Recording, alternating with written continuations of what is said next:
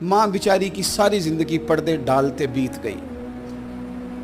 अब्बा ने आके पूछा कहाँ गया वो कहती इधर ही था, मुझे बता के अभी आ जाएगा, वो मुझे कह गया था कि मैं नहीं इधर ही था, कुछ भी नहीं, ऐसी कोई बात ही नहीं। सारी जिंदगी पर्दे डालते बीत गई। अब्बा कई दफ़ा घर में लड़ाई की, बेटे को मारा।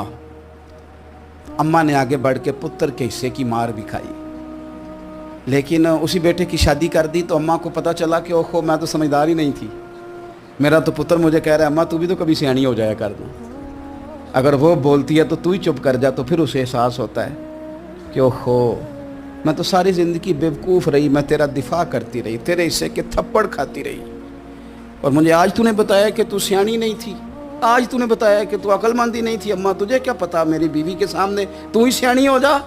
वो टूट जाती है, बिखर जाती है, वो कभी पलट के देखती है तो उसे बड़े सारे ज़ख्म ताज़े हो